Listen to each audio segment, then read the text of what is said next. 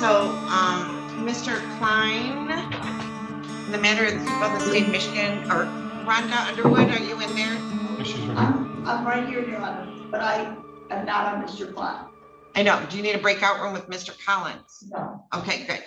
All right, in the matter of the people, I can't see her over my monitor screen. So in the matter of the people of the state of Michigan versus Jake Klein, file number 23-21225FH, 23-21223FH, and 22-20712FH.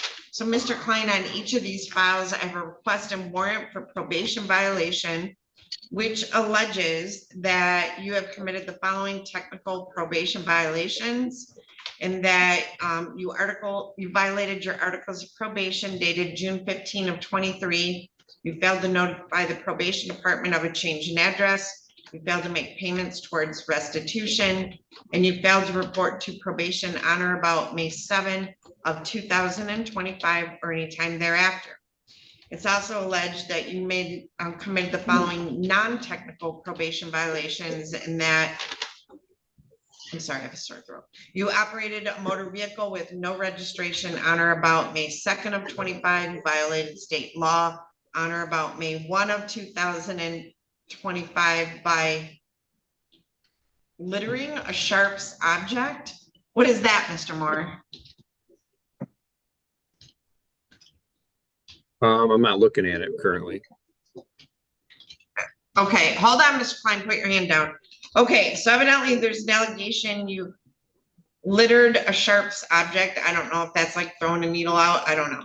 And that you operated a motor vehicle with no insurance on or about May 5 of 2025. Do you understand those are the allegations against you on each of your files, Mr. Klein? Yeah, I just did almost 3 months. Oh, no. I just needed a yes. Do you understand those are the allegations against you on each of your files? Yeah. I apologize. Okay. Okay. On file number 23-21225FH, if you were to plead guilty or be found guilty, the maximum penalty you could be facing is up to 5 years in prison. On file number 23-21223FH, if you were to plead guilty or be found guilty, you could be facing up to 5 years in prison.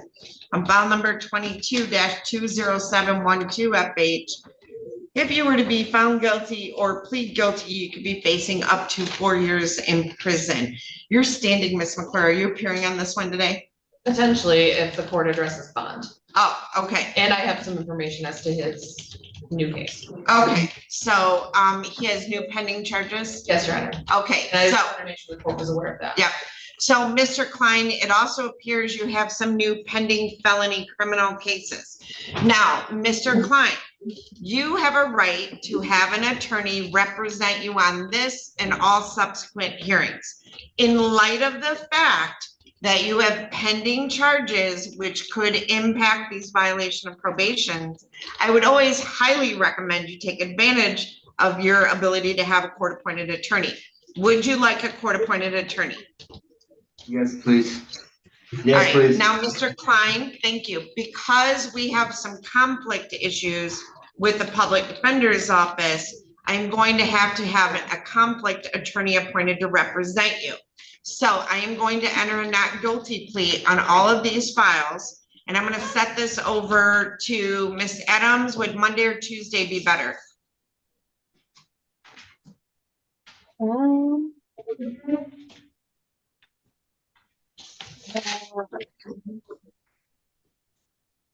I'd say probably Tuesday at 8. All right, so Mr. Klein, I'm going to set this over for a pretrial rearrangement on Tuesday morning at 8 a.m. Do you understand that? Yes. Okay. All right, so I'll see you back Tuesday morning at 8 o'clock. Can I get a PR bond by any chance? I've been in jail for like 75 days, and my hepatitis is really acting up right now. You have what? I have hepatitis. I have hepatitis C, and it's acting up again. I was just in ICU for like 3 weeks. Okay, so no, I'm not going to give you a PR bond, Mr. Klein. And we have medical care at the jail that you probably get more care at the jail than you were on the street. So you can address bond again Tuesday morning. Thank you, Mr. I've Klein. been in jail. I've been in Okay, jail. but not on this. Thank you. Alright. All right, so, Mr. Fry, do you need to talk to Mr. Marvin? Yeah. I could. Okay, so I'm gonna take Miss Underwood's case with Mr. Collins. If you want to log into Zoom, I will put you and Mr. Marvin into a Zoom breakout room. So, Mr. Collins, in the matter of the people of the state of Michigan versus Darius Dwayne Collins, did you want to weigh in on bond on that one, by the way? Me? Yeah, as Jake Klein. Oh, just that he still has a bond hearing additional Okay. this morning as well. Okay, so in the matter of the people of the state of Michigan versus Darius Dwayne Collins, file number 24-21767FH and 24-21798FH and 24-22082FH. This is a date and time set for probation violation. I have Rhonda Underwood appearing on behalf of Mr. Collins. Ms. Underwood, you received a copy of the pre-sentence report. Yes, we did. All right, have you had an opportunity? Probation violation report, yes. Yeah, and you've had an opportunity to speak with Mr. Collins? I have. All right, Mr. Collins, you have your hand up? Yes, I think I need to speak to her one more time before we do all this. All right, Ms. Underwood, if you want to scoot back and talk to him, you can just zoom from him back if you'd like. All right, so we are back on the record with Mr. Collins. Mr. Collins, have you had ample time to speak with Ms. Underwood now? Yes, ma'am. All right, and you've had a chance to read and review the probation violation report? Yeah, that's what we just were just discussing. Okay, are you satisfied with her as your attorney and the advice that she's given you? Yes. Okay, Ms. Underwood, do you wish to explain or challenge the accuracy or relevancy of any information in the probation violation report? Your Honor, that's what our brief conference was about. If you go to page 4, at the top, under the sentence details, on the first two docket numbers, the second notation down, and I believe this is correct because I think I remember it from back in the original issue, is Mr. Collins was actually in jail from 8/1/2024, Your Honor, to 10/18/2024, when his bond was revoked, which would take his jail credit up to 258 days on those dockets, Your Honor. Mr. Moore? Well, I would have to research that. Explains that on page 3. I have no idea what you just said. On page 3, it would show that that's where I went. No, he's just saying he doesn't have that information. So are you able to look back at all, Mr. Moore? Well, yeah, obviously it's, gets a little complicated when you're in and out like that. So I can, I'm not going to doubt it. It's not, we're talking what, 17 more days. 30 more days, 30 more days, another month. Oh, I see, August. Okay. Yeah. Yeah. 35. And I can confirm that and go back and check with the jail and make sure that that's the case, or actually real quick in the notes. Let me just see if I can see it. 8/1/24. And of course that's prior to our new system. So yeah. Obviously, we'll verify with the jail if that's correct, and if it is, we'll give them that credit, Ms. Underwood. Thank you, Your Honor. All right. Anything else? That is the only correction we'd like to make, Your Honor. Okay. Before the court passes sentence, is there anything you'd like to say on behalf of Mr. Collins? Just it. I know we were discussing allowing Mr. Collins back into recovery court, Your Honor. I think at this point, that would be an excellent idea for a number of reasons. Firstly, Your Honor, Mr. Collins, this is true of a lot of people. Mr. Collins, I think, got overwhelmed by the start of the program. And Mr. Collins has a serious substance abuse issue.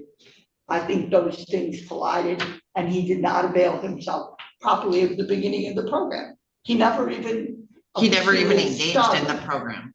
Yeah, so I think Mr. Collins and the court owe it to him, he owes it to himself to take that opportunity and to get this right, Your Honor.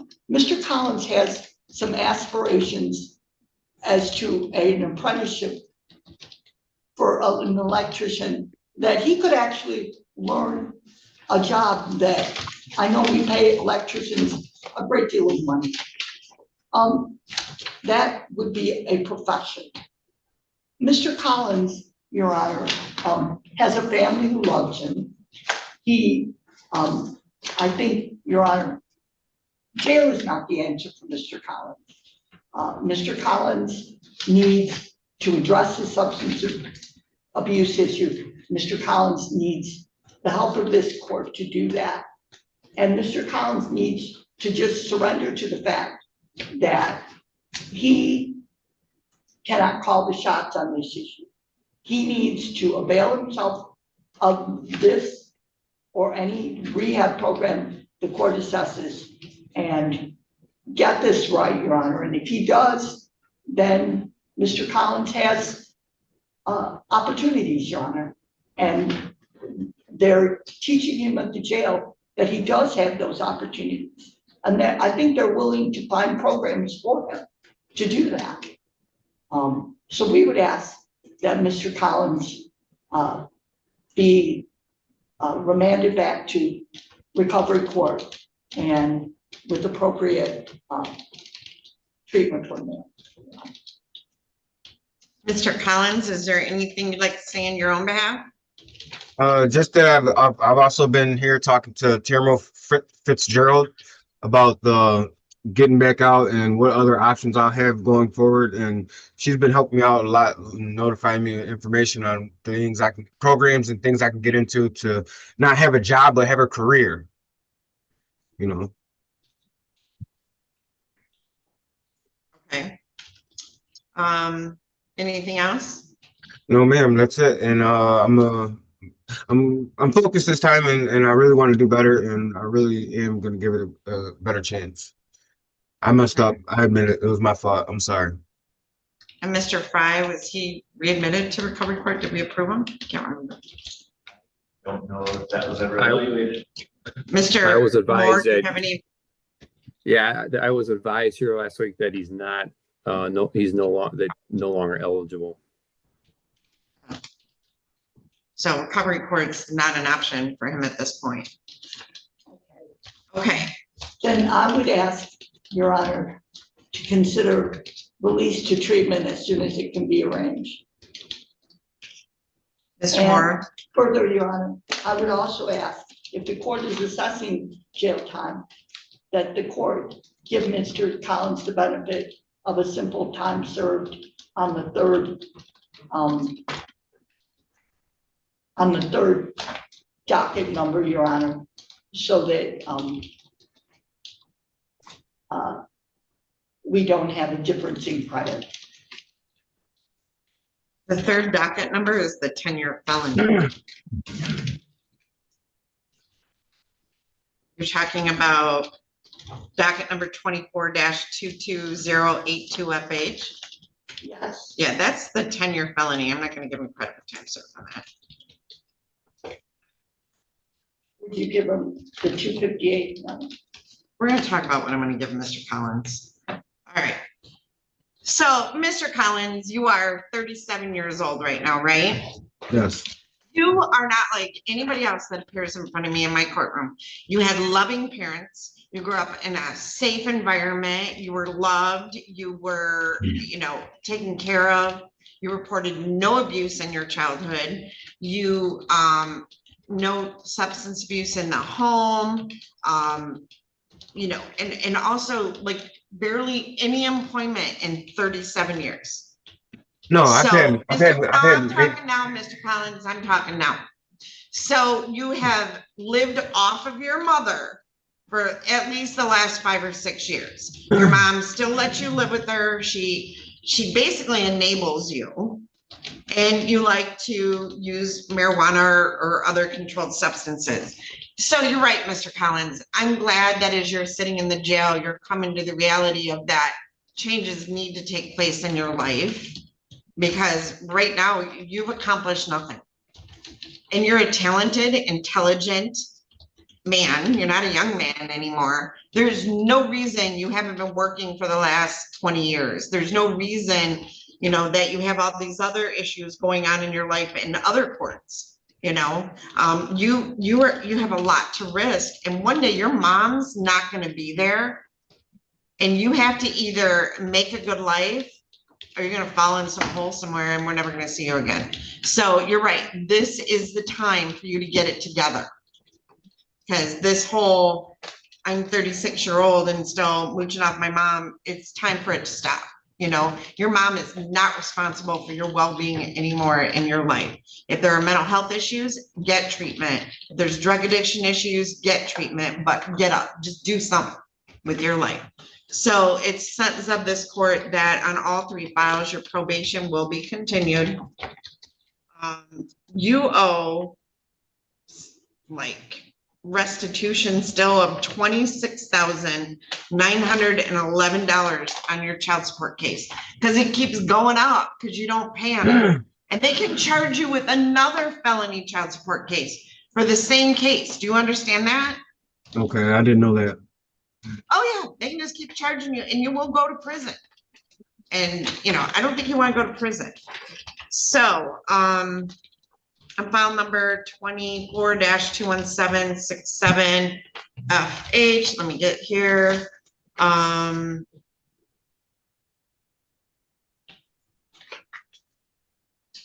you will be continued on probation in all files. Mr. Moore, the probation department could transfer him to a treatment facility, right? We could get a bed.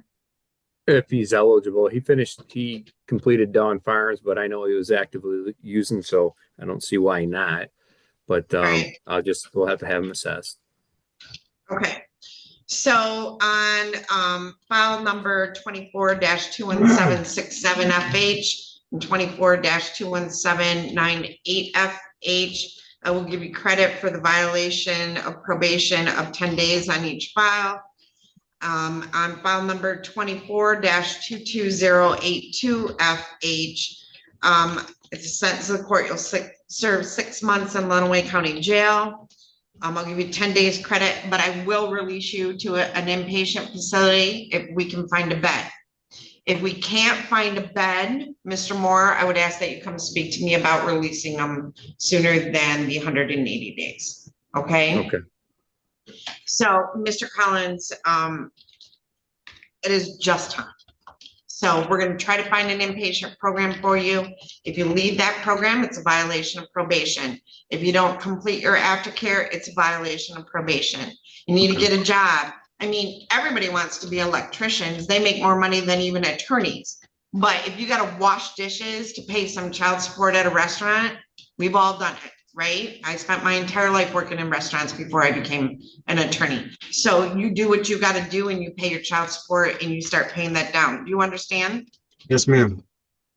All right. And there's no marijuana. You don't have a medical marijuana card. So do you? Yes, I have a card. Okay. Well, you're allowed to do it if you produce your card to Mr. Moore, but it better not impact you getting a job or getting your life together, okay? Yes, ma'am. Until he gains full-time employment, Mr. Moore, I am going to order that he does 20 hours a week of community service. Okay? Okay. And anything else, Mr. Moore? No, I think we're all set, Your Honor. All right. Now, Mr. Collins, hopefully we'll find placement for you in an inpatient facility because you did have a relapse.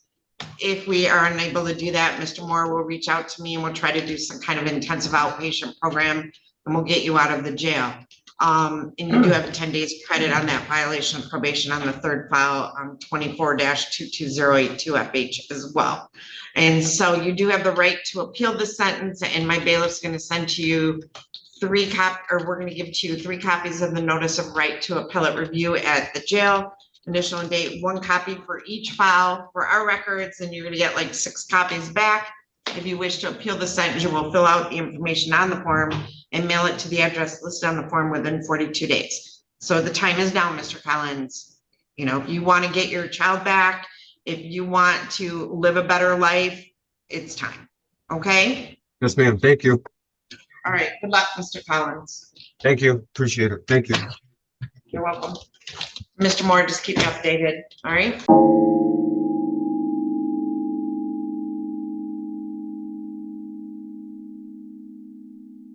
Good afternoon. This is the Butler County expedited docket for September 5, 2025. Let's see, which defendant do we have on camera at this time? Benjamin Barber. All right, and he's represented by Mr. Patterson. Is he in a breakout? Yes, he is. Oh, he is. If he's in a breakout, Mr. McClendon is your client, Mr. Gallegos. Can they switch him out fairly quickly? Switch out with this guy. All right. What's up? Thank you. How you doing, big one? How you doing, bud? Good. How are you?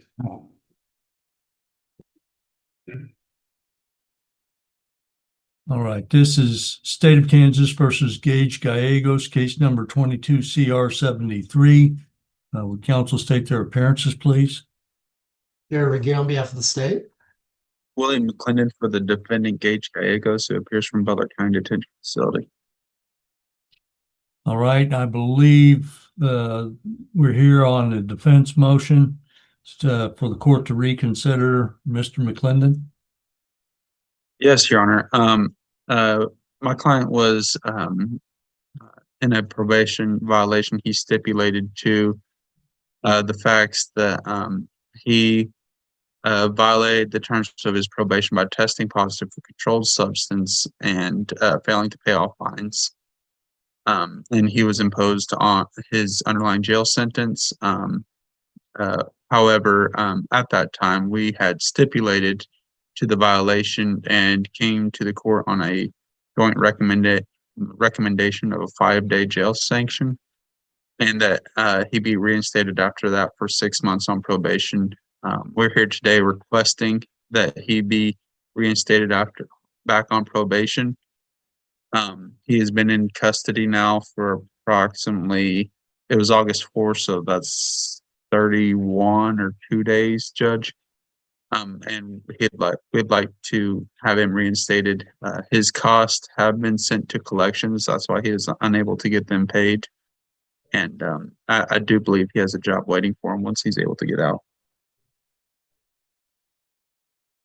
Mr. Regier? Your Honor, may I request a brief 2-minute recess? On the very first case? Why do you need a recess, sir? Your Honor, quite frankly, I'm not not sure how this case got on today's docket. I'm not aware of any notices of hearings being filed with the court in this matter, so I need the chance to review. Well, yes, it was on the docket. Not sure when the motion was filed. Let's see here. This filed August 6th, Judge. The day after he was placed in jail? 2 days after, Your Honor. I'll grant you a brief continuance, Mr. Regier. Thank you, Your Honor.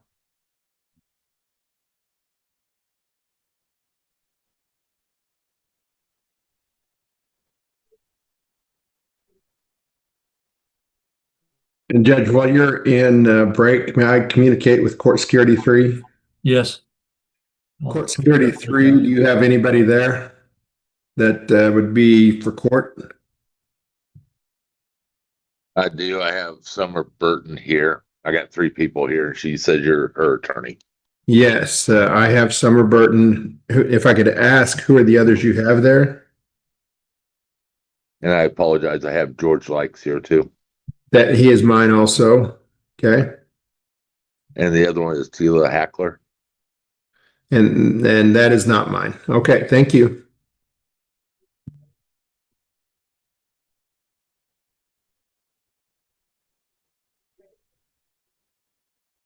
How you doing, Judge?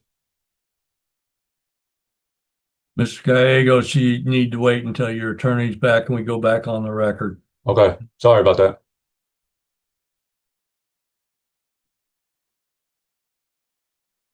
Very well, we're back on the record in State versus Gallegos. Mr. Regier, and let the record reflect that the parties are present as earlier stated. Mr. Regier? Your Honor, I appear to be at somewhat of a disadvantage. I've reviewed the electronic file and there does not appear to be any notice of hearing in this file. Additionally, I've had the chance to very briefly review the motion. While the state does acknowledge that it was filed with the court shortly after this matter last came before the court on August 6th, there does not appear to be any certificate of service attached. So it would appear that the issue of service is somewhat at issue here. So with all that being said, the state would be requesting a continuance because I have not had the opportunity to respond, and the motion does appear to be procedurally defective for the reasons previously stated. Well, I agree that doesn't appear that there's notice. I'm going to proceed and rule, though.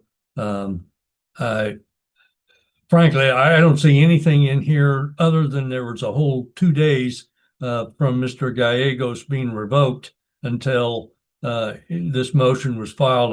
There's nothing new that's been stated here.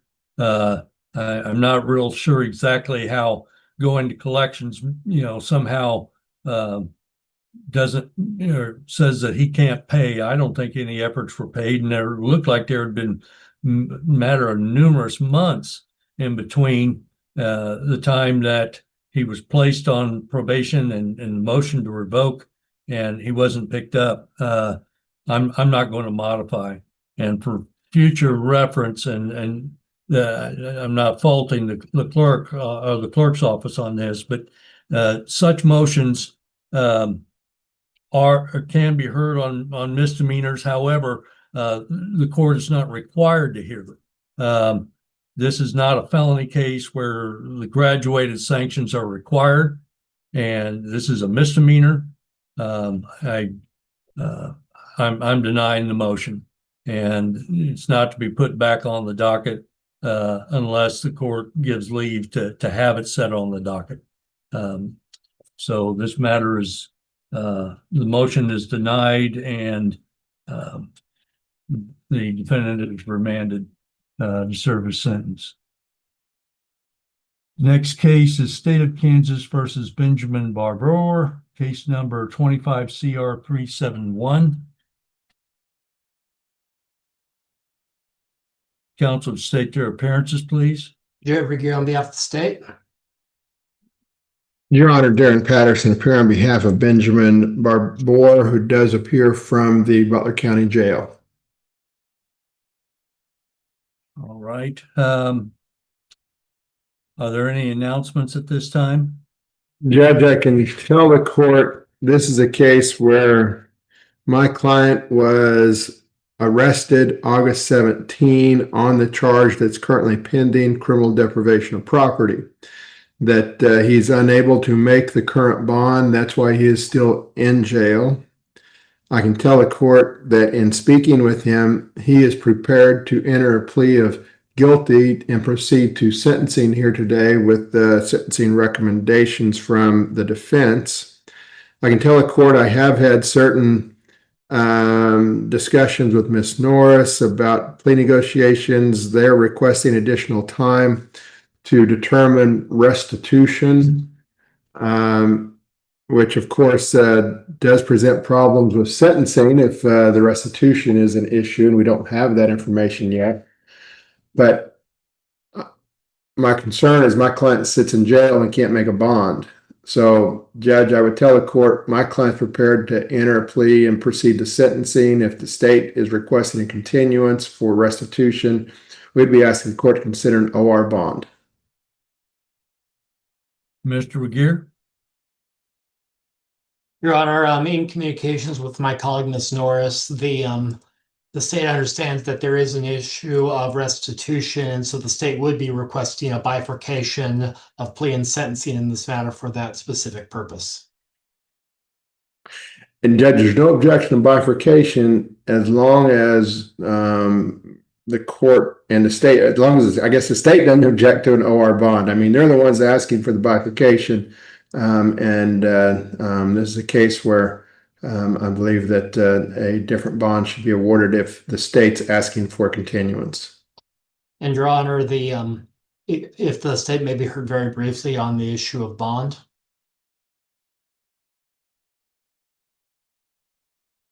Very well. Your Honor, this is a case where pursuant to the information, count one appears to be charged as criminal deprivation of property, Class A non-person misdemeanor with an attached domestic violence designation. Based off my notes from the previous hearing, first appearance hearing before District Judge Satterfield and the county attorney, it would appear that the defendant appeared in the same fashion that he does today, and the court set quite a low bond in this matter in light of the nature of the offense as a domestic violence designated offense. So the state does respectfully submit that the bond previously set by the court is more than reasonable under these circumstances, and the state would not be making any recommendations as far as modification of the bond is concerned. Judge, if I may. Yes. If he is released on bond, I've talked to my client, he would be making sure that he remains in the El Dorado area rather than live outside of El Dorado. That I can tell the court I've done the research I can for priors. I found 2 priors, both in Sedgwick County. They were convictions for misdemeanor charges, 21 CR 283, 2020 CR 2085. That in each of those cases, he was awarded probation and completed probation without warrant to show causes in either one of those, so that it appears he can appear to probation officer. So even if we had the additional bond condition of reporting to probation, Judge, we're still requesting an OR bond if the state's requesting a continuance in this case. Well, I note that the defendant was living with the victims, his parents. Where would he be staying if he's released on bond? Judge, we discussed that initially he might be in whether he's released after sentencing to probation or whether he's released on bond. Initially, he's probably going to stay at a shelter and then start finding more of a arrangement. It is true that this occurred where he lived with his parents. He understands there's a no contact order. He can't go back there. He can't have contact with them, and he would not violate that condition, has no intention of violating that condition.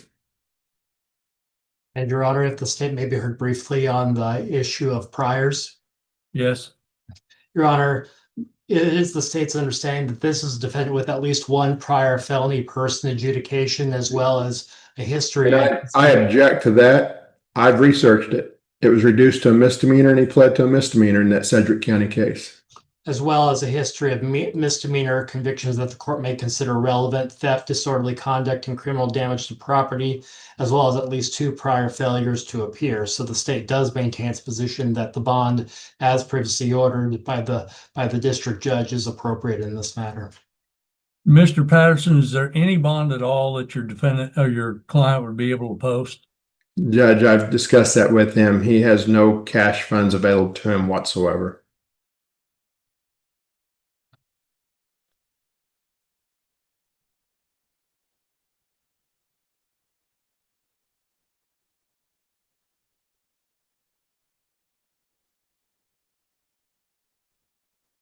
Mr. Regier, has your office received any information from the victims concerning the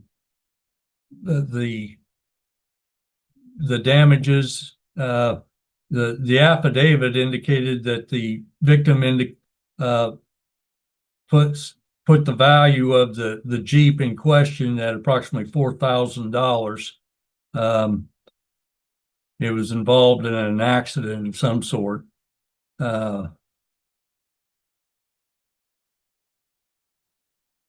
Your Honor, based off my notes, it would appear my office has had communications with the alleged victim in this case as recently as yesterday.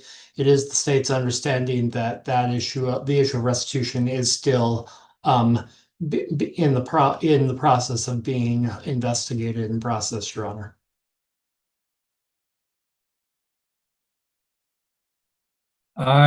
Okay, if the defendant wishes to change his plea at this time, I'll hear that. I won't proceed with sentencing. I will consider a bond modification, but Mr. Barbour, it's been indicated that you wish to change your plea to that of guilty. Is that correct? Yes, sir. Has anybody forced or coerced you in some fashion to enter this plea? No, sir. Are you under the influence of any medications or intoxicants? Just my blood pressure medication. Does that interfere with your ability to think clearly? No, sir.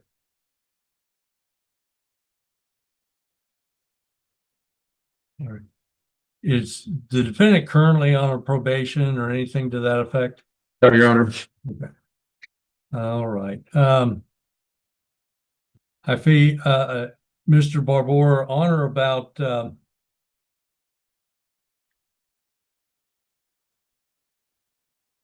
August the 17th of 2025, while in Butler County, Kansas, did you take a vehicle, that being a red Jeep Cherokee, without the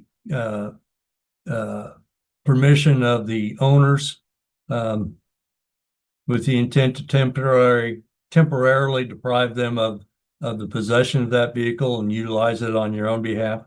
Yes, sir. I find there's a factual basis that the plea is knowingly and voluntarily entered with the advice of good counsel. Mr.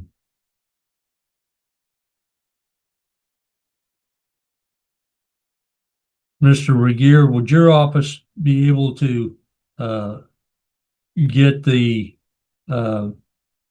if we set this for September 19th for sentencing, do you believe your office would be able to get the restitution figure? One moment, Your Honor.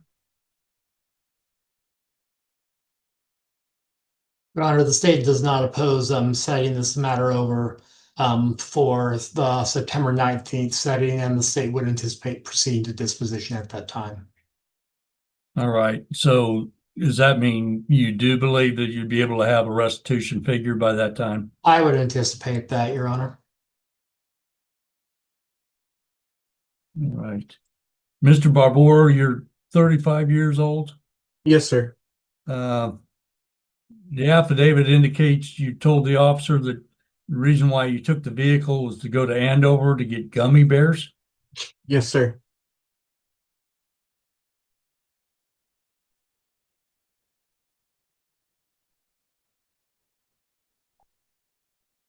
Mr. Patterson, anything further?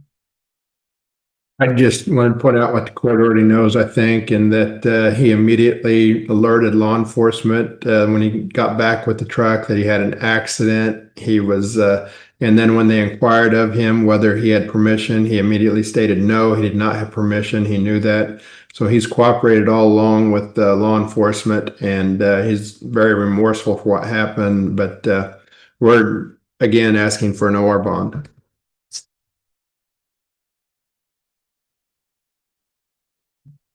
Mr. Barbour, how much schooling did you have? I have my high school degree. you're 35 years old, have a high school diploma, and you took a vehicle to get gummy bears. Yes, sir.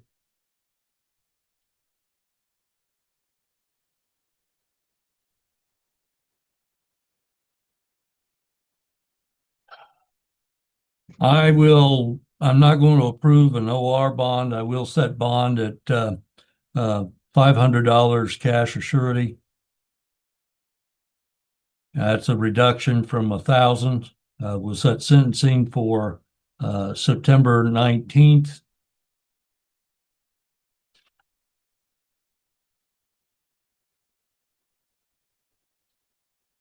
Anything further on this matter today? Not from the state, Your Honor. Very well, hearing nothing further, this matter is adjourned.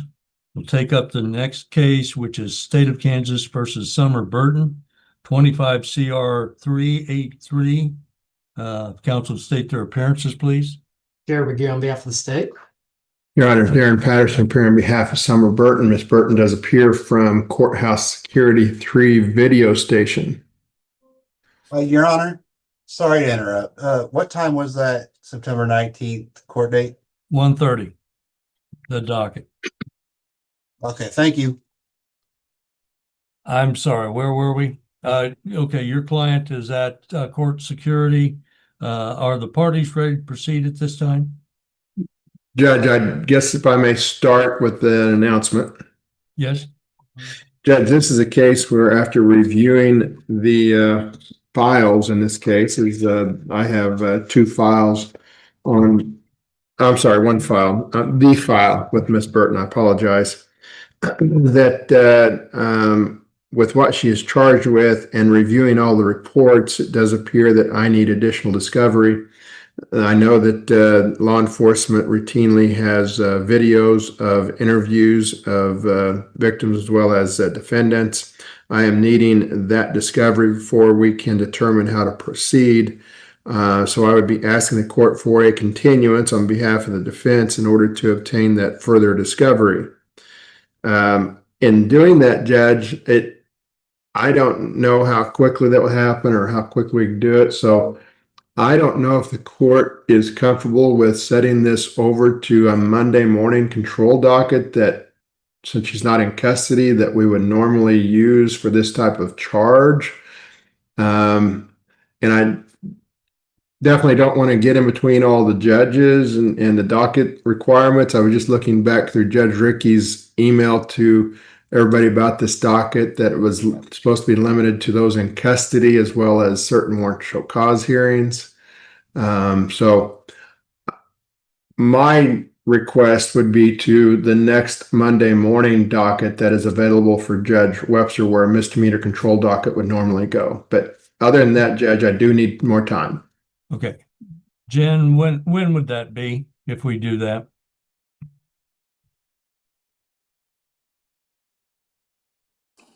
Monday, November 10th. Mr. Patterson, would that work for you? We could be ready and have all the discovery by that time, yes. And that's a 9 o'clock docket? Yes, Judge.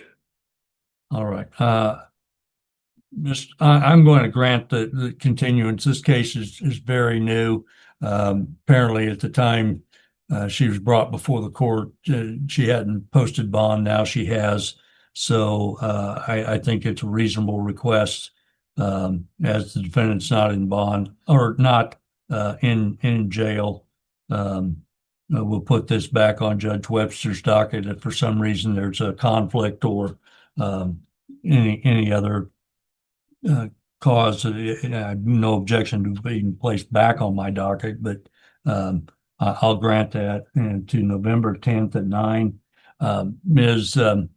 Burton, you need to stay in contact with Mr. Patterson. Be sure that he has a way of contacting you so that you can speak in advance of that hearing, be ready to proceed on that docket. Understood? Understood. Okay. Anything further, counsel? Not from the state, Honor. Nothing further, Judge. Very well. This matter is adjourned and the parties are free to go. That takes us to State of Kansas versus Talia Hackler, 25 CR 363. Council would state their appearances, please. Jeremy Gale on behalf of the state. Right. Are you, Talia Hackler? Yes, sir. Ma'am, do you have an attorney? I have made an appointment to speak with an attorney. He was out on vacation. I've also filed for diversion and completed the 2 assessments, so I'm waiting on that. And I'd you, like to ask the you court. posted bond, correct? Yes, sir. All right. It looks like this matter had originally been, it was August 13th of 2025 was her first appearance. Judge Hart found that the defendant did not qualify for court-appointed counsel. Bond was posted at that time, or so I'll grant that a continuance. Can we put it on that November 10th date as this defendant is not in jail? Your Honor, this defendant cannot be seen with Judge Webster due to a conflict. Okay, let's put her on the October. Well, is there a docket on October 3rd? Because there's a jury trial set for August or October 1st. But if we got a docket on October 3.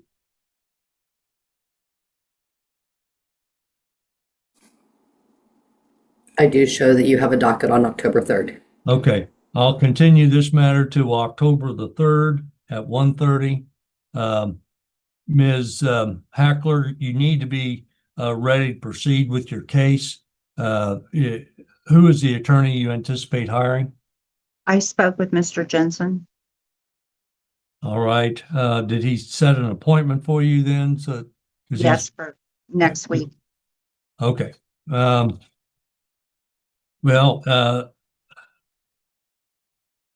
I thought he had retired, but apparently he still takes an occasional case. So if he set an appointment for you, he must be considering it. So I will set that for, so please advise him of that court date.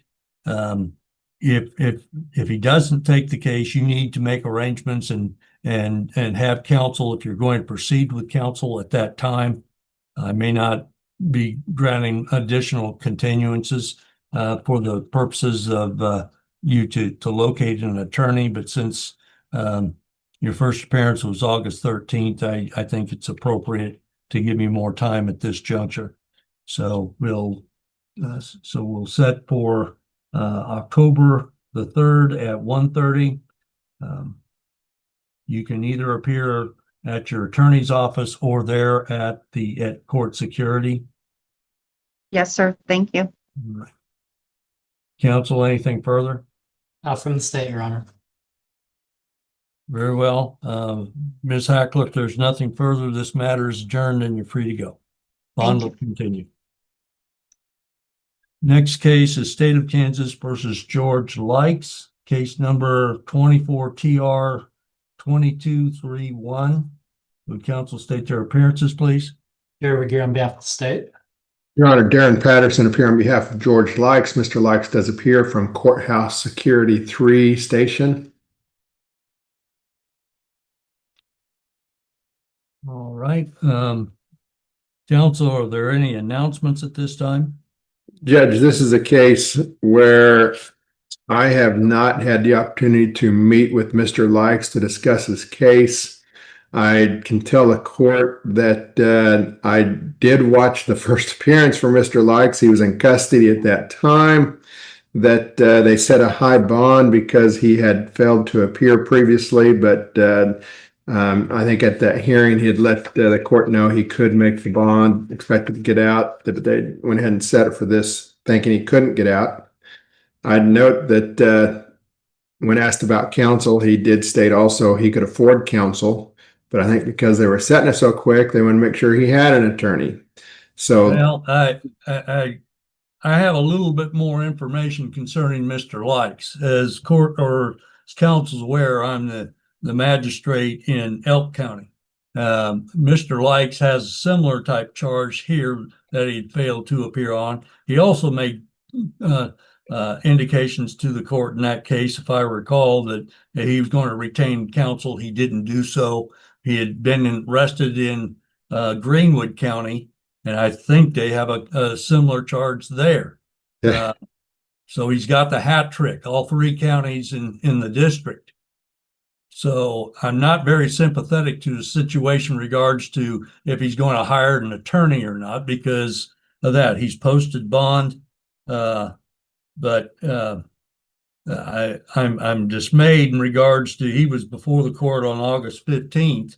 I don't know when he posted bond, but he still hasn't contacted you apparently.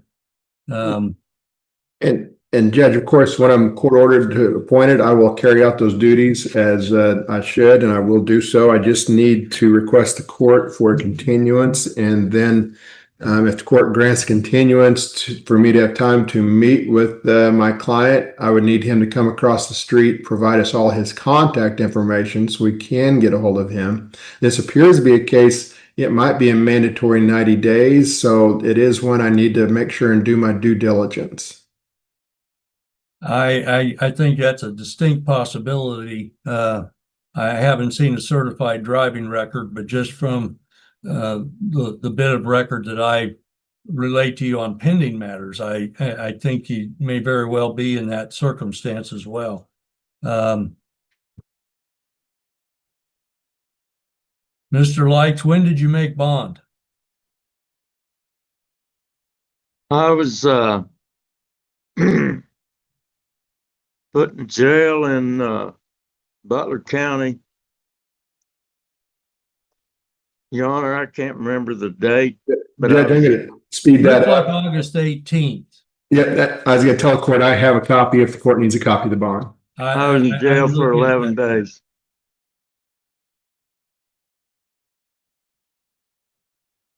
Sir, Your Honor, I was in jail for 11 days. Well, and I'm not presuming, where the case is going to go, but if you have a habitual violator revocation and you continue to drive, there's a good chance you're going to spend more.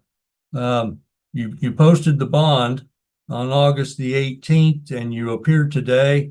Mr. Regier, any objection to continuance of this matter?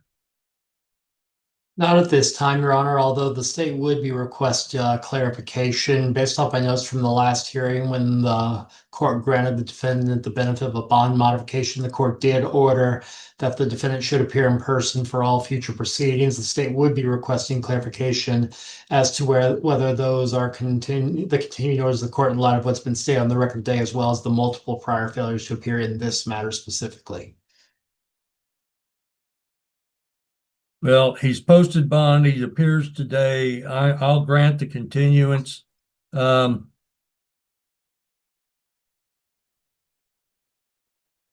if I put him on that October date, that being October the 3rd, would that be sufficient time? Yes, Your Honor. No objection to that date from the state, Your Honor. All right, Mr. Lights, your next hearing is going to be October the 3rd. At 1:30, you have to be at court security where you're at today. You are free to hire whoever you wish who's a licensed attorney in Kansas, but I'm not likely to just keep continuing this because you haven't talked with your attorney. I'm going to talk to him as soon as I leave here, Your Honor. Well, Mr. Patterson. Okay. Well, he's got other cases. But hopefully you've made arrangements to meet with him. I think he's requesting you go across the street where his office is and meet with his staff probably, and they'll set up an appointment for you. But I don't know where your other cases are. You must have posted bond or something. Otherwise, but you're kind of developing a history here. I don't often remember defendants' names, and I'm it's generally not a good thing if I do remember. So, but I'm remembering you now. So you need to be sure that you're making your court appearances, you're speaking with your attorney, and also if your driving privileges are revoked, you need to not be driving.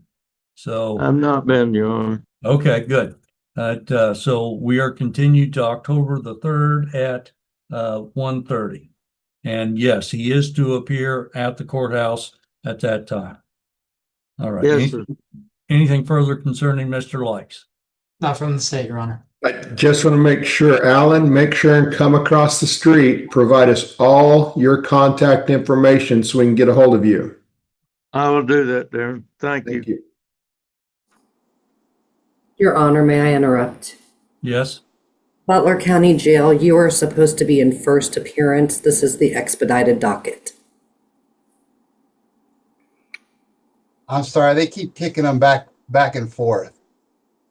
Okay, this is the expedited. I'm going to remove you from here. You'll need to get into the first appearance. Okay. All right. Well, the Likes matter is adjourned and the parties are free to go.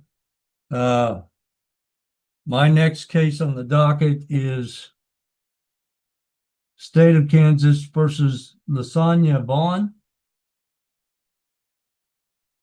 25 TR 1203.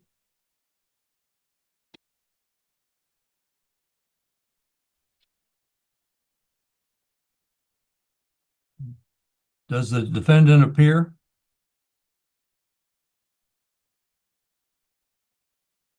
She's right here, Judge. All right. The counsel, if you'd state your appearance, please. Jerry Regier on behalf of the state.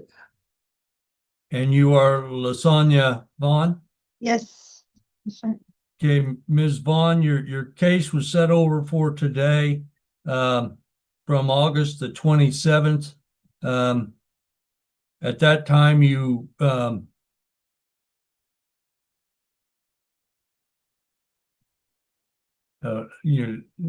Judge Crumbs gave you an OR bond at that time and dismissed this.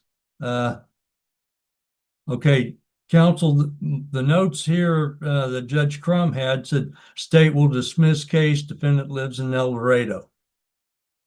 Mr. Regier, can you tell me what the status of this case is? Your Honor, I have no knowledge as to that, although I was not the prosecutor at the previous setting.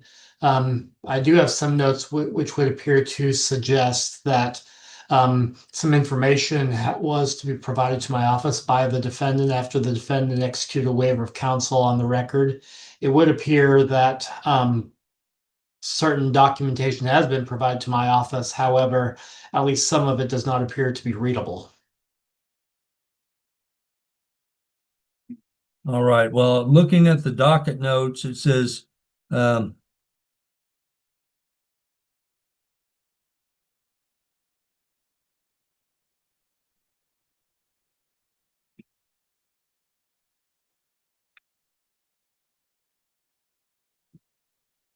state, okay, it says state requests you provide info to the state. State has it, but can't read it. The state requested OR bond and would verify info, and if correct, state would dismiss case. Okay, so it wasn't said, it's just if it's accurate. And since the charge includes no liability insurance, that seems to follow. Okay, Ms. What is it that information that was not legible? What type of information is this? Yes, sir. I actually sent it 4 times. And so I have on my email where they did get it. It was legible. I guess the 3rd time I sent it.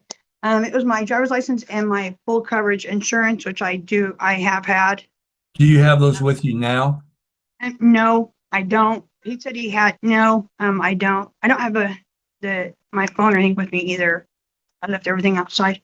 He told me that he was gonna check on it. And it was legible. What he said is he actually realized that he had 4 different emails. Okay, there was Mr. Devaney was the one who appeared for the state on August 27th. Right.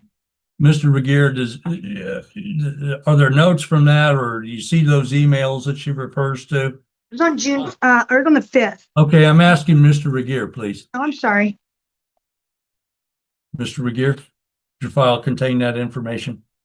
Your Honor, as previously indicated, I appear to have an email of some kind again. However, it would appear that the issue of legibility is still outstanding.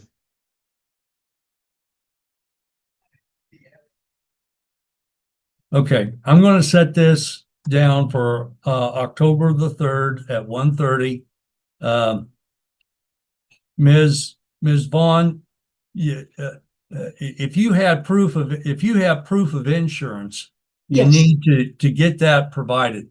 Now, I can't speak for every company out there, but the companies I've seen and dealt with, they generally have that printed out on a card, and it's not that difficult to read. Right. I would suggest that you get your card or have your insurance agent, contact the county attorney's office and provide them with that information. But I'm not likely to continue it yet again on October the 3rd if that hasn't been provided. So if you're going to, you have the right to be represented by counsel. The notes say that here you were going to represent yourself, but if you certainly can change your mind on that. If you wish to be represented by counsel and cannot afford an attorney, you can apply to the court. The no insurance is a serious misdemeanor offense. If you had insurance at the time, it's very much to your benefit to get that turned in so that they can verify that.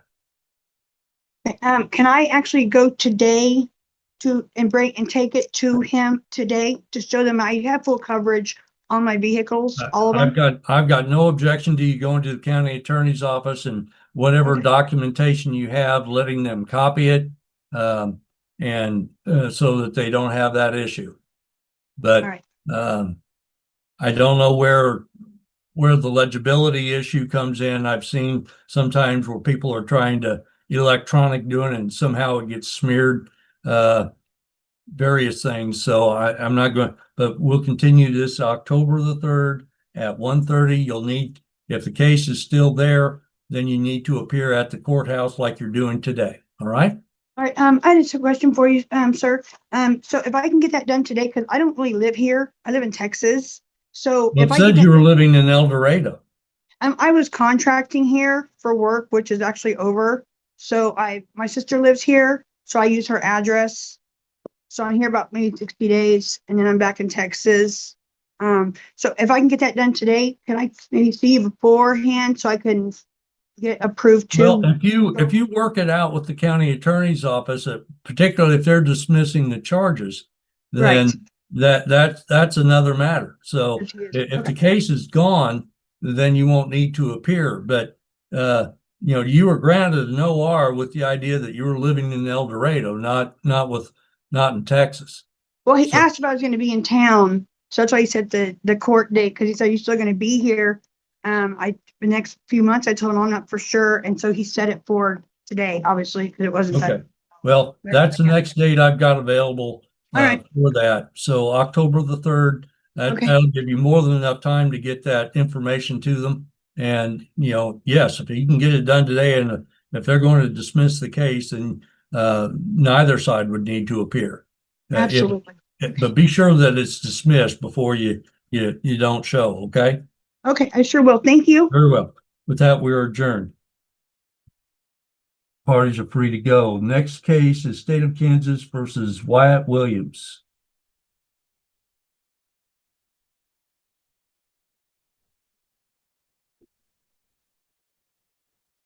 All right.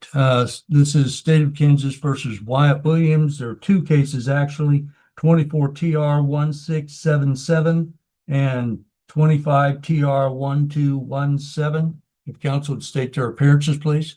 There we go. On behalf of the state. Darren Patterson, appear on behalf of Wyatt Williams. Mr. Williams does appear personally via Zoom audio visual.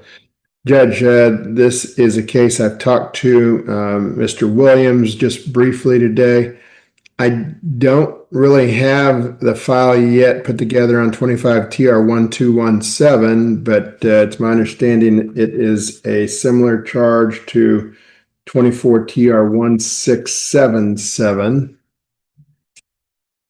And I have talked to him about 24 TR 1677 a little bit, but because I don't have a file yet on 25 TR 1217, I'm asking the court for continuance. Mr. Regier? No objection to setting the matter over, at least insofar as, well, let me rephrase that. No objection to continuing both these matters over if the court is prepared to set them over.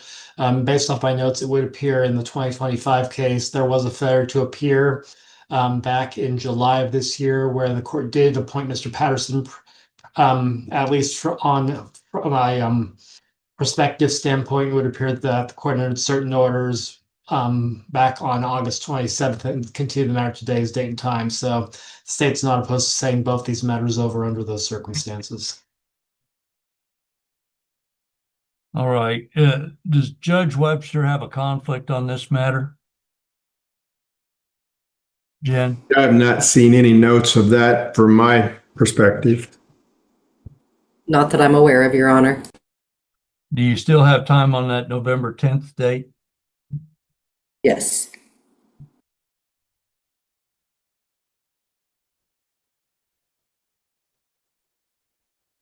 All right. I'm going to grant a continuance to November the 10th as the defendant is out on bond at this time.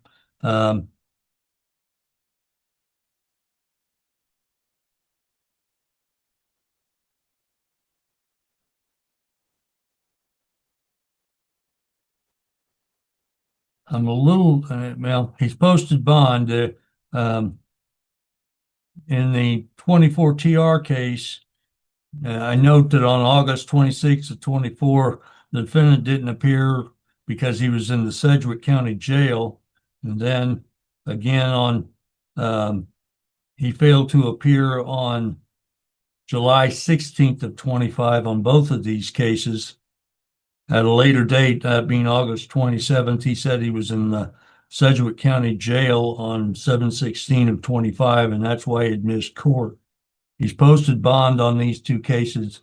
So I'll grant the continuance. Mr. Williams, being in somebody else's jail is generally not what we refer to as a real good excuse for missing court. You've got several failure to appears in between these two cases. So Mr. Patterson, are you appointed or are you okay? I'm appointed on these cases, Judge, and after speaking with him today, I have his current contact information. I'll just ask he keep me updated if it changes. All right, because it says on August 27th, he had advised the court that he works at Spirit. I'm kind of surprised if you work at Spirit that you qualify for court-appointed counsel. Mr. Williams? I had just gotten the job. I haven't even started yet to even being paid yet. All right. I'll grant the continuance at the defense request to November the 10th at 9 a.m.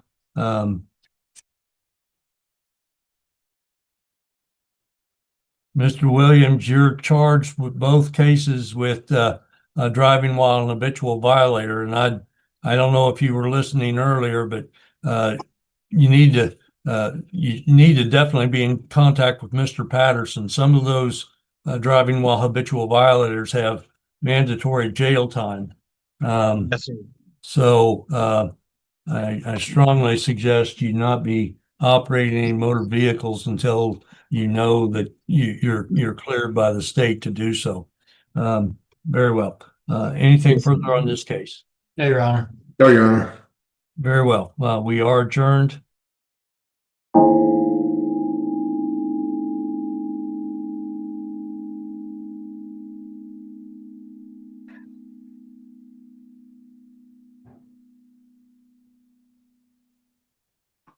she's here on this one. All right, let's go back on the record. We're on the record in the matter of Mary McLean versus Colleen McPherson.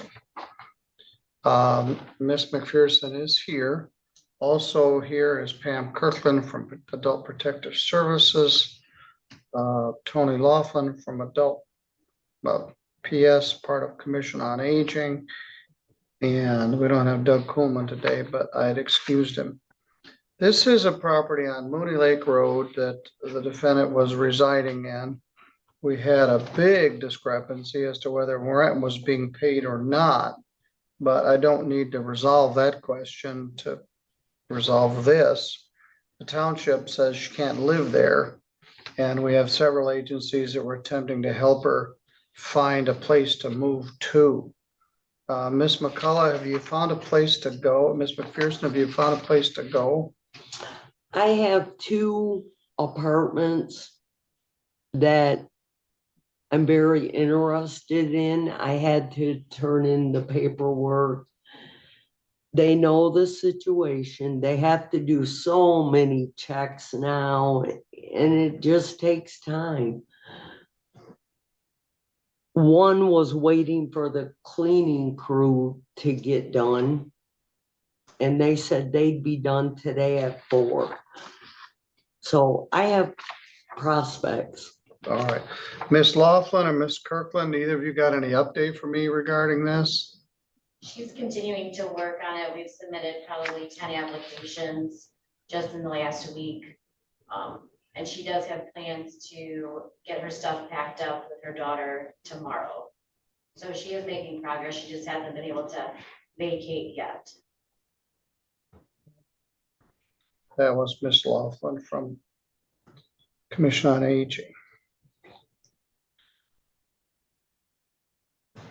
All right, well, you have 10 days from today to move. So let's talk about that, and I'll advise you guys as well.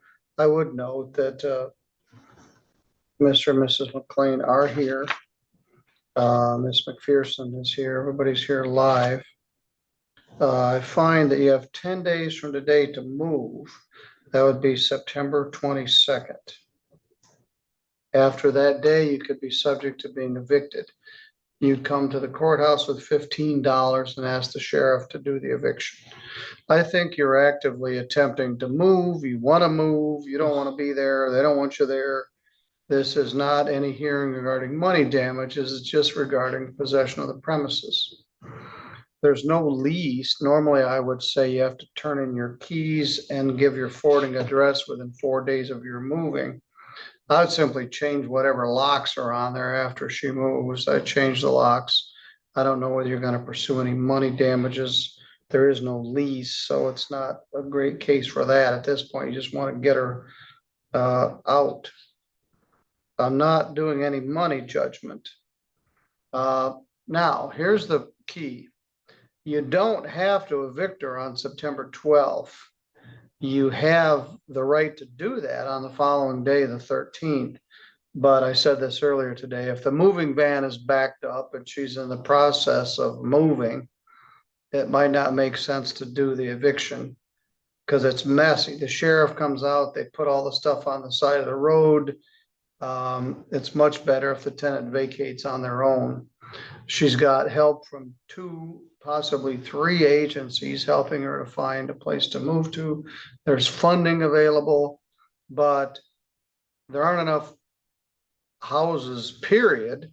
I have the funding. Yes. I said Housing that. Resources is paying 3 months rent and the deposit. Yes, you're very fortunate. So many people don't have that. Right. But there's not enough housing and there's not enough subsidized housing. I don't know if you guys, there's a meeting, and that's probably not adult PS's purview, but they're having a meeting on Tuesday, September 10th, 9th, I guess that would be. I guess it's Wednesday, September 10th, at the Presbyterian Church to talk with all the housing providers and funding providers. And At any rate, you should plan on vacating there within the next 10 days. If they do that, the matter's done. I don't have a bailiff. And Elaine, what I'll do is I'll ask you guys to go out to the court office, each get a copy of this order. You got 10 days to move, you got plenty of help. Hopefully, they can find a nice apartment for you, get part of your rent paid. Did you have a particular one you were interested in? What's the one where they were doing the cleaning? That's in Kalamazoo. All right.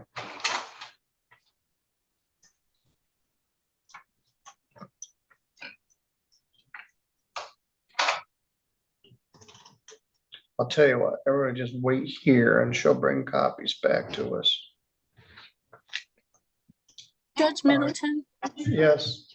can I ask that you maybe ask Miss McLean not to enter Miss Colleen's apartment when she's not there, and videotape and send me videos of the home when Miss McPherson is not there. There's no lease, so there isn't provisions of the lease.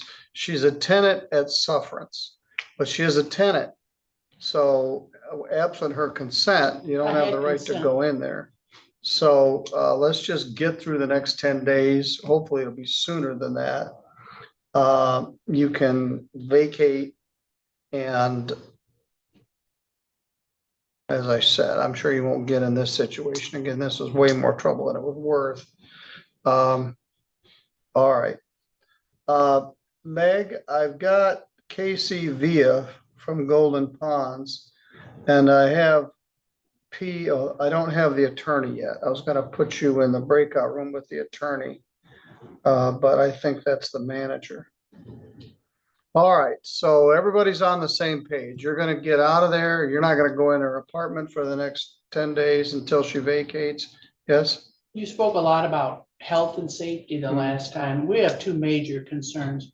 For one, I did have permission to go in there, and part of the video was to show the deplorable conditions. Pam herself told me and Miss McPherson she belonged in a nursing home, that even assisted living should not be within her reach with her current conditions. There are hatching flies, maggots, filth, rodents. It's horrible as far as safety and health. I'll be able to get it cleaned up eventually. And that I believe you. But her son is violent. He is a felon. Is he there too? No. She tried to move him in, saying she needed him to care for her because she needed help, and got a doctor to give her an order that said he had to live there. Well, you need to get out. Don't bring your son in there or anyone else in there. He's trespassed. He hasn't been back out there. We had to get a trespass order. But I don't know how this place got so filthy, whether it was It's free or not not that free. filthy. I have When it videos. was Stop. There's not something called not that filthy. If it's got flies and maggots in it, it's not. I told her about the flies. They took the thermostat. All right. I When it don't was- need to hear any more about it. You just need to get out. Yeah, So exactly. give her that. She and her supporters can leave, and then we'll wait a few minutes and have them claims leave. Thank you. If it's bad enough, it could have been subject to immediate health and hazard. And so Douglas Kuhlman sort of backed up a little bit, but theoretically I could have evicted her the next day. But the sooner this tenancy comes to an end, the better. All right, everyone. Thank you. Thank you. Thanks, Your Honor. All right, you guys just stick with me for a minute and then we'll. Oh, okay.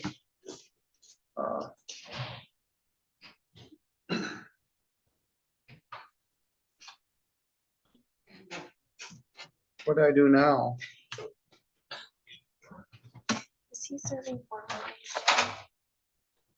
Yes. I wanted to make. That isn't very good.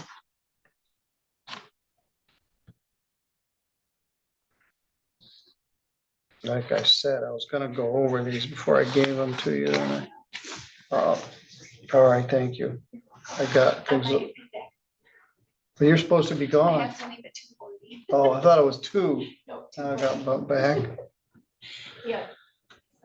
All right, as I said, no good deed goes unpunished. I had a couple of these, including the next one. And so I'm sure you guys want to get out of this business. All right, they're probably gone. You guys are good to go. Okay. All right, Thank thank you. Hopefully I won't see you in here anymore. Although you're welcome to come visit anytime. I would like that. Okay, I'm open all day from 8 to 5. Or you can watch it on YouTube. Thank you. We have friends that watch no other TV but you. I'm serious. Tell them thank you, but they need to get out more. Have a good afternoon. Thank you. Plans are retirement, but it's not terrible. Okay, well, you're a year ahead of me, so I'll catch up with you next year. All right, we have a 235 and a 215. Might as well stay where we are on Golden Ponds. I think we had some things like get resolved in between here. I did get a few things resolved between on our break. I had some leftover problems from the criminal docket and some other issues, so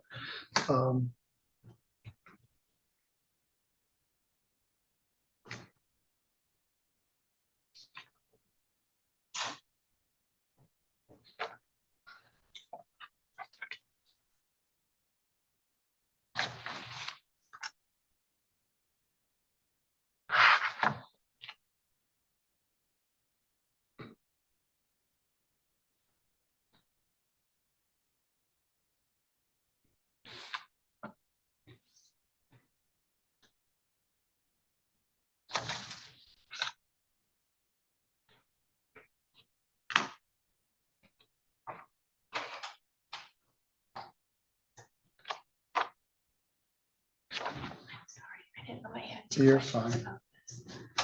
Thank you so much. Yeah. Yes, I pulled I a couple started of those out. typing it up and I'm like. I'll redo the whole thing. Yes. I was like, okay. Yeah, someone we else got does it. abstracted to his driving record. It was a crazy morning, Judge. Well, I got a little blurry there at the end, but I was feeling like you were getting hungry. I 'Cause you kept was. talking about lunch. Next time I'm bringing in my own cookies for everybody.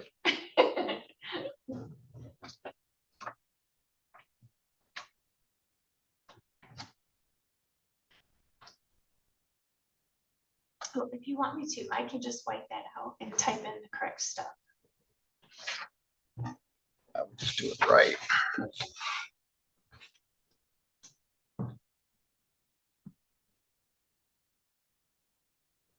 It wasn't use of methamphetamine, it's use of a controlled substance, the Suboxone. Well, they go under the same. code. Yes. Yeah. They used to require a suspension of your driver's license. Oh. No, it didn't make sense to suspend people's license for possession of a controlled substance.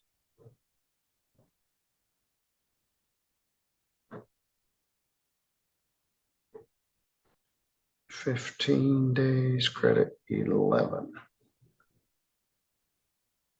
Husband has physical therapy today that I have to take him to, but I'm hoping that he'll be able to start driving next week. Oh. And can take himself. That's what I'm hoping.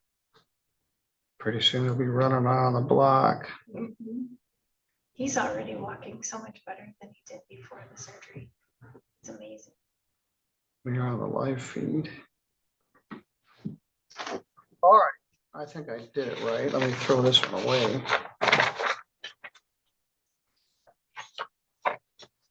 See if that works better. Okay. All right, thanks. All right, I'll see you on Monday. Thanks. All right, thanks. Good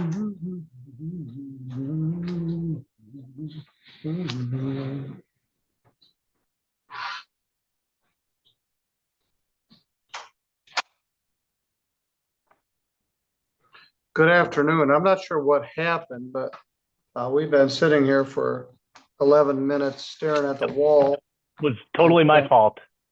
I had it opened and I forgot to click the join button, so I apologize. Okay, well, we've been here waiting. You've learned since we last spoke that Megan Bauer has filed an appearance on behalf of the defendant, Crystal Gray, who is present. Last time we were here on August 29th, and again, Crystal Gray is present, Casey Villa, the manager, Megan Bauer, and Steve Cromendike for the park. The defendant believes she owed $60. Management believes she owed $1,226. That was just through August. So there was an issue regarding the amount of the arrearage. What is the claimed arrearage at this time? Total arrearage in the total amount, this includes court costs and everything, is $1,000. Leave the court costs out, just rent and utilities through September. Okay, rent, utilities, and late fees is $1,033.42. All right, well, how much is rent? Of that,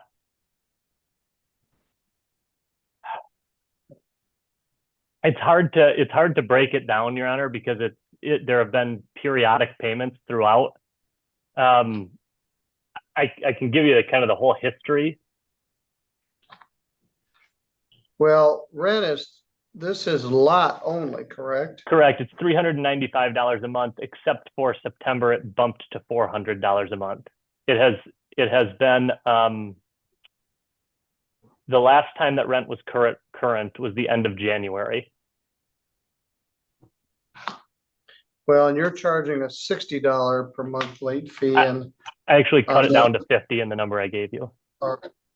Well, I'd like to know, and the defendant would like to know, how much is rent, how much is utilities, and how much is late fees? Judge, may I? Yes.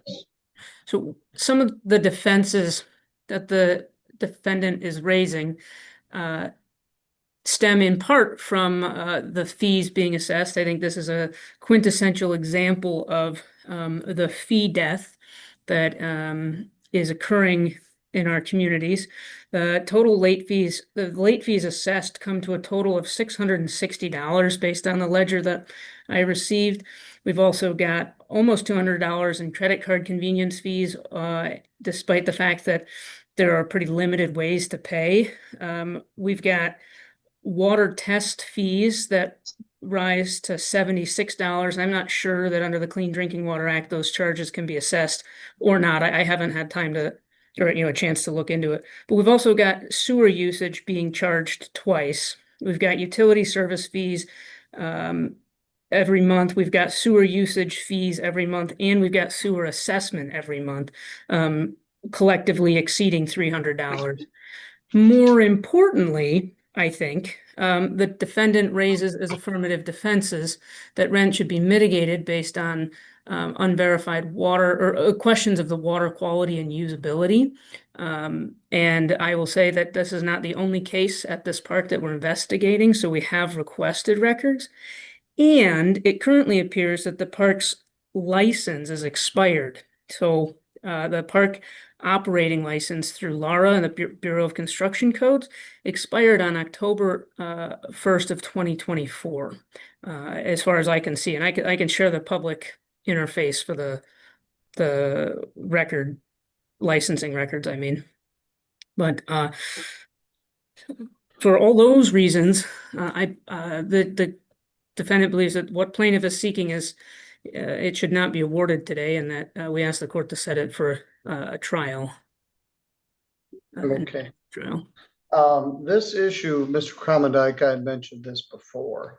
Neither you or Ms. V or the current owners were there at this park, but we've had water quality issues over the years at this park. At one point, I mentioned, this is maybe as many as 20 years ago, it was in deplorable condition. The pond was cleaner than the water coming out of the tap.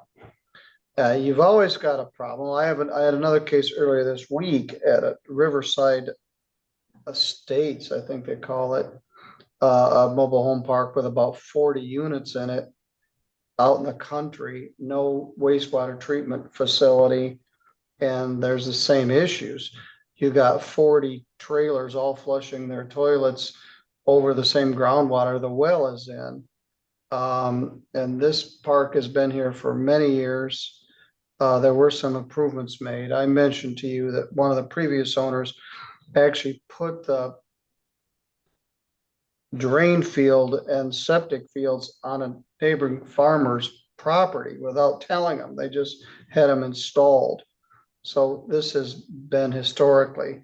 We had another owner who I think precedes this owner, who made a number of improvements to the park, paving, septic, other issues. But I don't know what the current status is. As I mentioned before, the health department was reluctant to condemn the park and make everybody in it homeless. But we've got multiple issues. I can't tell how these figures were calculated. Apparently there's stuff in here I don't know about. Credit card fees, water test fees, sewer usage fees, and $660 of late fees. And what happens, Miss Gray, this is common. When you get behind on your rent, this happens with your credit card too. Let's say your rent is $500 a month, and in December you pay $400, so you're late. So you pay $500 in January, you're still $100 behind. So you get a late fee for January. Then you pay $500 in February. You're still $100 behind. You get another $50 late fee.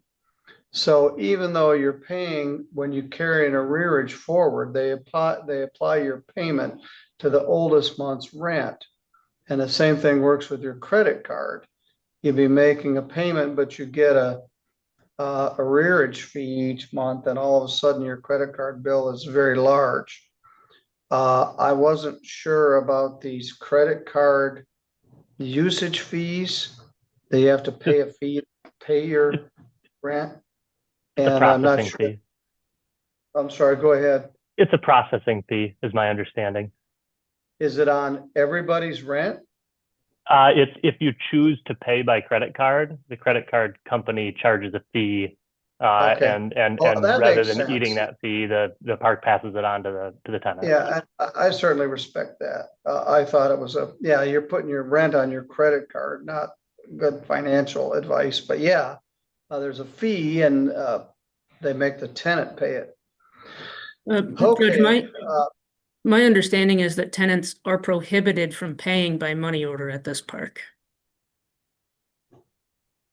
That I'm not aware of. I remember the last conversation we had, Casey had mentioned an alternative to a credit card. I'm not sure exactly what it is, but I'm fairly confident there is one. If I may, Your Honor. Yes. We don't prohibit, we discourage our tenants from making money order payments just because they usually get lost in the mail. And sometimes it takes weeks, sometimes even more than a month to receive them. And so we tell them that there are alternatives to making payments to their rent. One is through credit card, one is through ACH. And I've said this multiple times in multiple email communications that the ACH payment will only cost them $1 of convenience fee. Now on the portal where they're trying to make payments using their credit cards, it's already stated there before they make a payment. It's noted there that convenience fee of 2.95% is being charged if they make a payment through a credit card. And there's an option to choose ACH, and it tells them that it's only $1. And there's also payments through Walmart, Walgreens, 7-Eleven, which is through a Pay Near Me code, which is also at standard of $4 per payment. So those are our payment options. Your Honor. Okay, they pay cash, They can't, sir, unfortunately, yeah. so they have to pay for the privilege of paying their rent.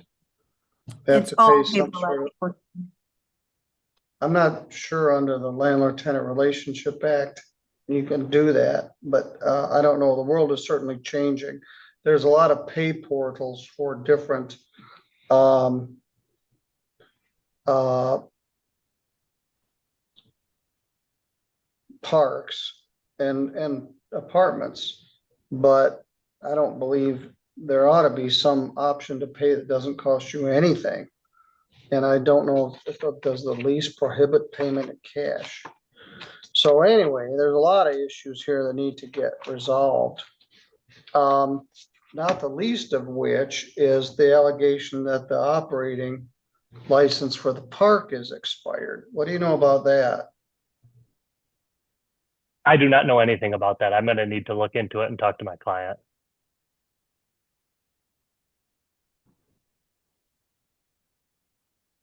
Well, at this point, I'm reluctant to simply set a trial. I think we need to set a further hearing. You guys need to explore some of this. And I need to know how this is broken down. Just throw it at the wall and see if it sticks. I can't tell how much is rent, how much is late fees, how much is user fees. Yep. And I've got a full spreadsheet broken down, and I just want to clarify. Meg had mentioned some numbers earlier about total late fees and total credit card fees and total utility fees. My numbers are slightly different because I calculated from that starting February 1, because the last time rent was current was the end of January. So I didn't worry about anything pre February 1. So the numbers I have are from February 1 through today. Over that period, I've got a breakdown of, rent, which was $395 a month, except for this most recent month of September, which was $400. Late fees at $50 a month. They're showing as $60 a month on the ledger. I dropped them down to $50. I've got utilities broken down over that period. There's been a total of $587.92 of utilities. And over that period, and then I've got a total of the payments and the credit card fees that were associated with that. What are the utilities? Utilities are just the water, which my understanding is that in the past, the water was billed directly to the tenant. There's a Universal Utilities is the meter provider out there. And in the past, they billed each tenant individually. And that recently, earlier this year, they changed that. And so they now bill the park, and the park bills out to each individual tenant, if that makes sense. Well, we'll have to sort it out. So is there a well? There's a water provider that provides water to this? So I don't know if it's well or city. I believe that there's one meter that comes into if it's on public water, there's one meter for the park, or it's a well. And then there's a separate sub meter for each individual unit. And I believe those sub meters are owned and serviced by a private company called Universal Utilities. Ms. Villa, where does the water come from? It's well water, sir. Judge, may I respond? Yes. So there's a couple of questions here. Can unpaid utilities, particularly when those are owned and operated and managed by a third-party company, provide a basis for eviction based on unpaid rent? That's a legal question. Factually, the ledger that I'm looking at, there was a charge on August 21st, Universal Utilities water test fee, $12.80, Universal Utilities service fee, $9, Universal Utilities sewer usage charge, $6.10, Universal Utilities sewer, $45.12, Universal Utilities water, minus $20 community credit, which I don't know what that is, but $11.13. So it is more than just water. We've got 2 sewer charges, plus a service fee, plus a water test fee, plus the water usage fee. Never mind those that I talked about. And I'm not finding that stuff in the lease. So is the contention that they aren't paying the third-party service provider? My understanding is that in the past, those amounts were billed from Universal Utilities directly to the tenant. And so that was a responsibility of the tenant to pay Universal Utilities. And that changed at some time earlier this year, where the Universal Utilities now bills the park pays, and then goes to collect from the respective tenants. That's my understanding, at least. Okay, we're gonna have to sort that out because it's not in the lease. The lease also says defendant can pay by check or money order, or ACH transfer. Cash is not acceptable. This is a whole additional can of worms, Judge, but you'll note that lease isn't actually signed by my client. Oh, wonderful. Right.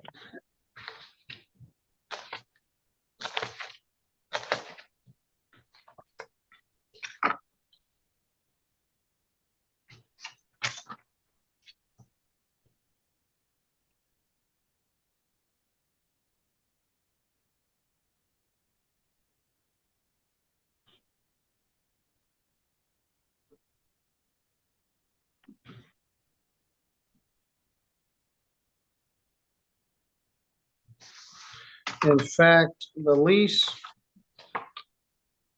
paragraph 10,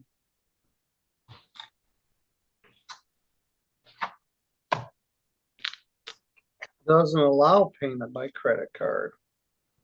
Residents shall make payment and other charges by electronic transfer, arch, check, or money order. So there's a whole, this lease is not in compliance with current practice. It was dated August 31st of 2024. It's now a month-to-month basis. Anyway, there's a whole bunch of issues.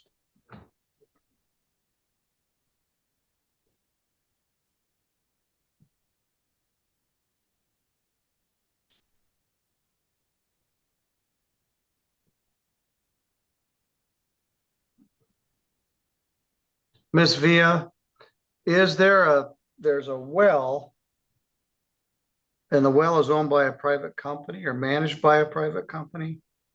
It's managed by Universal Utilities, sir. So we have our meters through Universal Utilities. It's installed to every unit, and they're the ones who read the meters every month. We receive the bill, and then we input it in their ledger. All right, is there a septic system or a sewer system? We are on septic, sir. Each individual unit? Yes, sir. Each unit has its own septic? Yes, sir, I believe. No wonder you have water. These individual trailer lots are not big enough to maintain a septic system. At one point, there was some sort of park system. As I mentioned, he put it in the neighbor's field. But if every one of these trailers, and this is a phenomenon, has its own septic, the Yeah, I'm lots not aren't sure on big. that. We'll have to sort all this out. But again,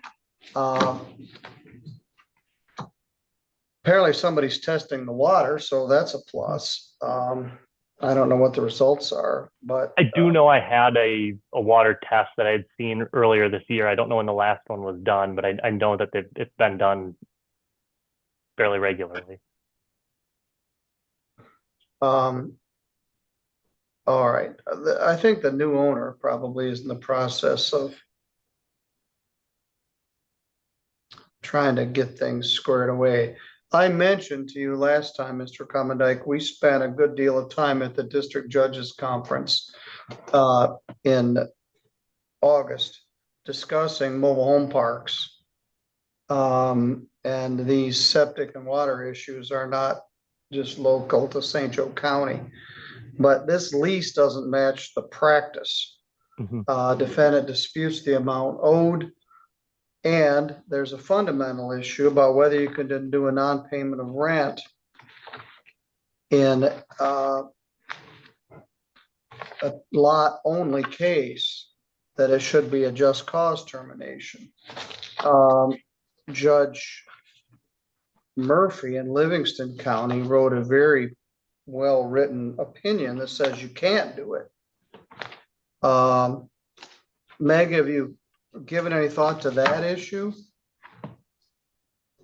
Yeah, that's a complicated issue because the right to redeem is a valuable right for tenants. That's why I haven't forced it, especially during COVID. We were getting emergency financial assistance for people. But with the just cause termination, they don't have any option but to vacate. So I've been allowing it for 20 years, but some other judges are not. And I don't know that you want to break that wall for your clients, because in this case, if they did a just cause termination, she'd have no option but to move. In a non-payment of rent case, you can redeem it. We just need to figure out how much the rent is. I also think, Judge, that really where the rubber meets the road on this kind of factual or this kind of question actually depends on what the park does upon receiving its judgment and the tenant defaulting on the judgment.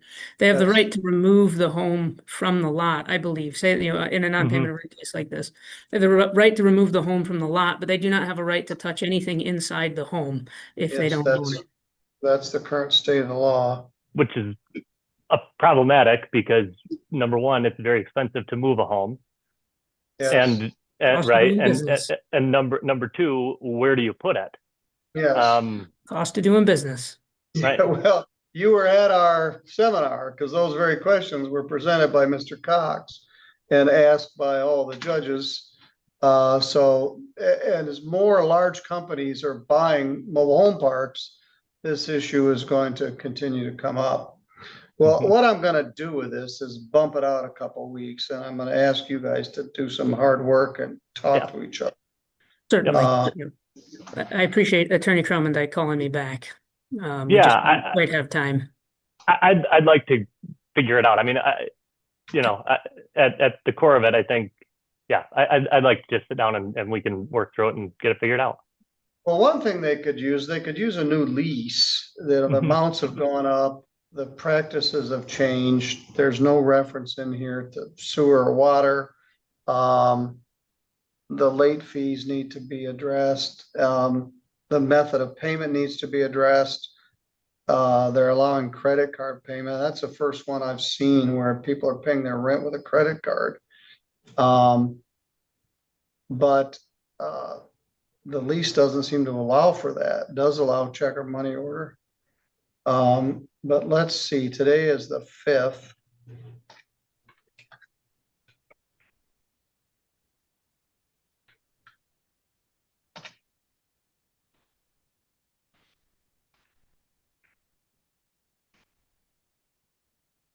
All right, let's continue this to Friday, September 19th at 11:05.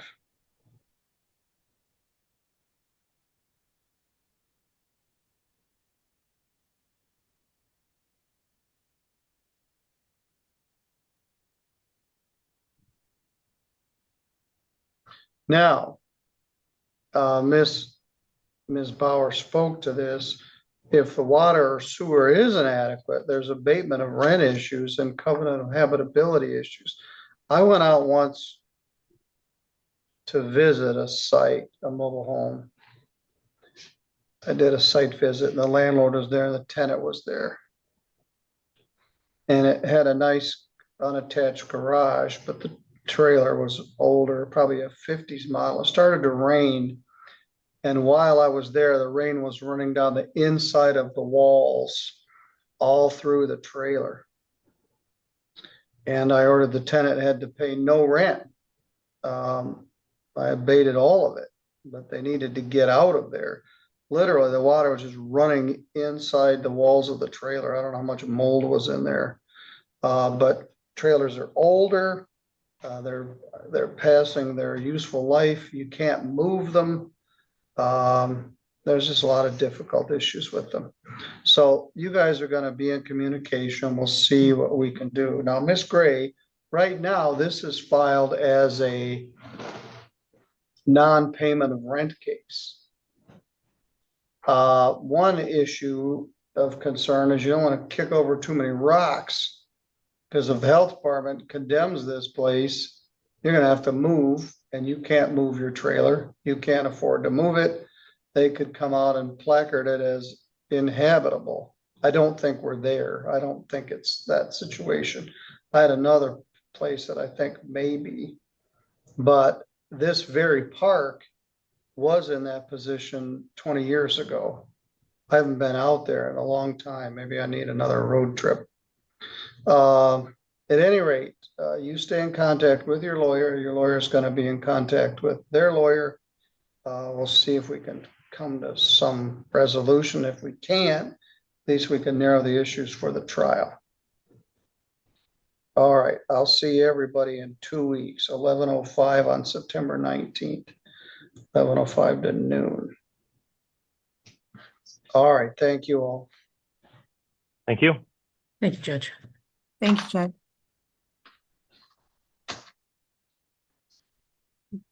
Judge, I'll stick around for this last one, All right. unless it's all set. All right, I'm counting on you to solve that. Gonna try. All right, our last case of the day and of the week is Kyle Grant versus Danielle Ballard. Mr. Grant is here in the conference room. Danielle Ballard is here. We discussed this case last week. I don't think Miss Ballard really wants to be there, but she didn't have anywhere to go.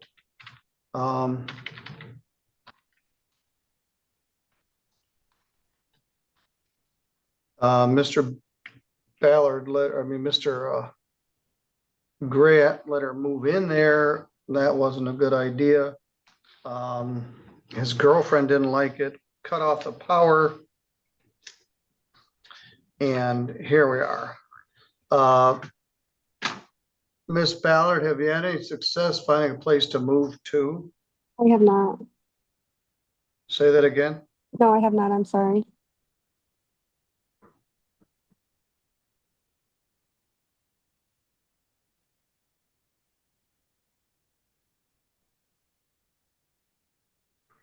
All right. Well, you're going to have to move. I've been You don't have a lease. The health department probably does not approve this as a place to live. We had another case in this same township, not very far away from here, maybe within a couple of miles, where the health department came in and condemned the apartment. And the lady's still in it. We need to get her out.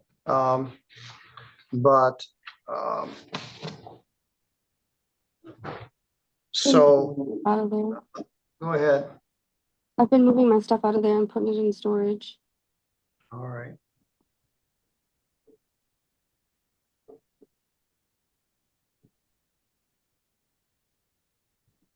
You also owe me money, but I'm not gonna push that issue right now. You need money to try to get another place to go. But this is a tenancy of last resort. And he wants you out. In fact, he needs to get you out because the township may get on his back. All the utilities are currently working. Yes. So, Mr. Grant, in addition to not receiving any rent, you're paying all the utilities? Yes.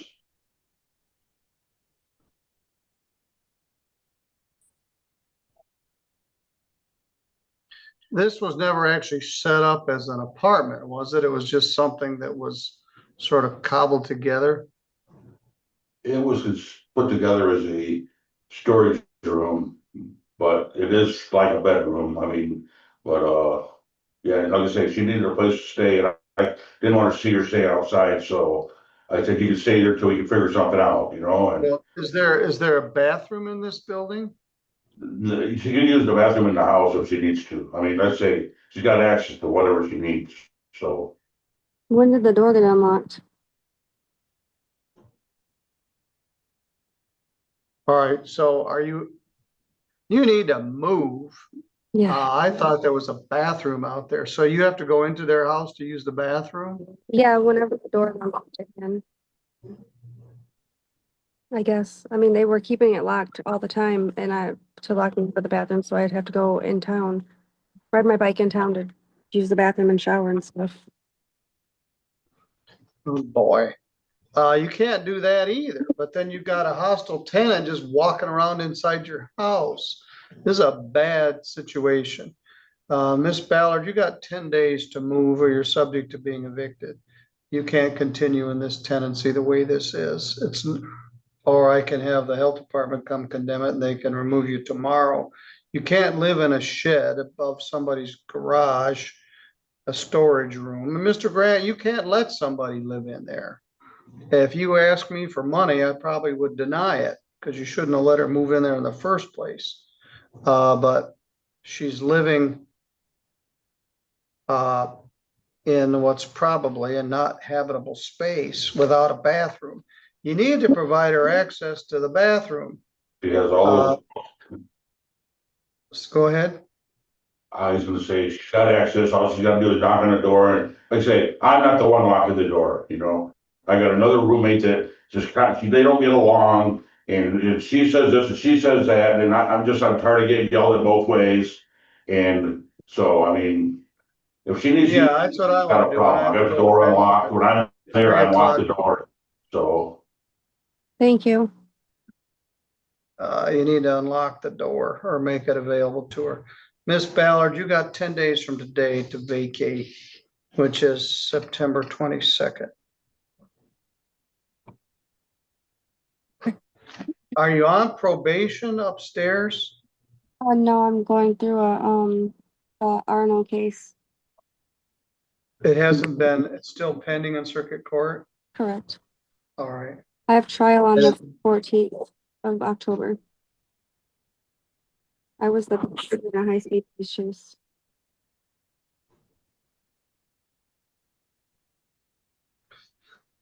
All right, you have 10 days to appeal this, which is also September 22nd. Mr. Grant, in the meantime, she is what's called a tenant at sufferance. You let her move in there. She's not a trespasser. She's kind of a squatter, but not exactly. She came in with your permission.